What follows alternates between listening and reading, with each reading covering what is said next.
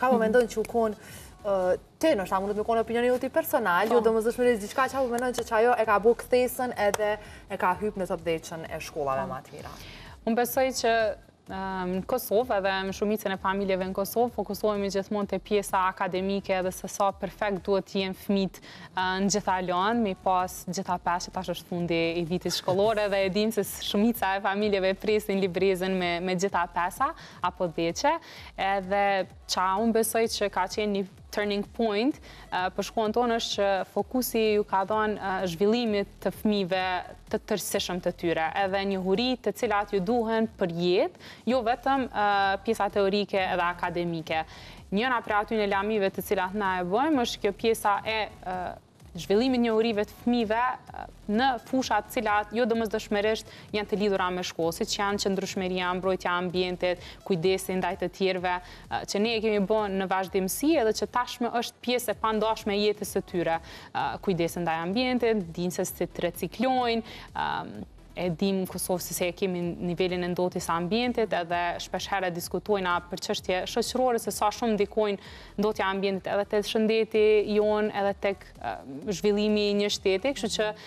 unë po besoj që ajo ka ndikuar shumë te edukimi i fëmijëve edhe që tash ata kanë kriju shprehi për të njëjtën, kështu që ajo besoj është pika kryesore që një arsim i tillë e edukon një gjenerat jo vetëm me qenë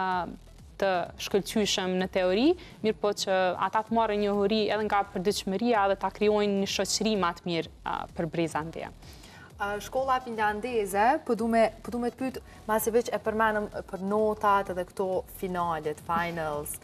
notat e fundit, libreza,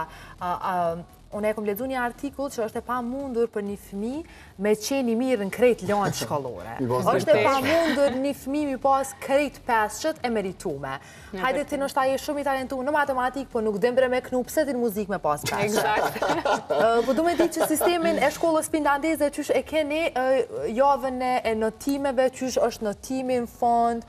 a i vlerësimi i fëmijës edhe a është stresuese, a është një stresi se në shkollat publike zakonisht e kemi pas ko gjani farë stresi të notës se qysh po mbyllët në fond. Edhe api marim këtë peshe. Njëjtin stres e kemi pas edhe ne, edhe unë s'kam qenë artë fare e mirë edhe prapë është dasht me marë peshe se zbëndryshe.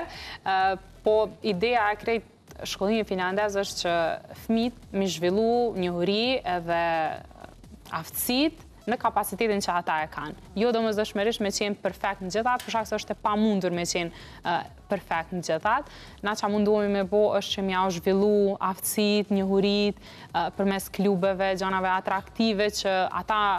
me i avancu hapësirat në cilat ata janë të interesuar, qoftë robotik, ose në art, ose në shkenca, në sporte. Më thonë, për neve nuk është me rëndësi me i pas gjitha 10,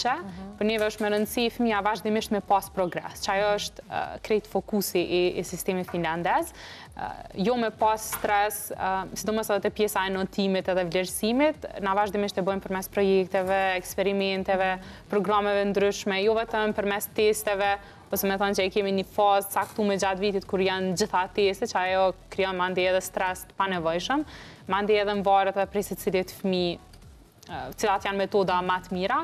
kështu që mundohemi nivelin e stresit me majtë sa më të ulët,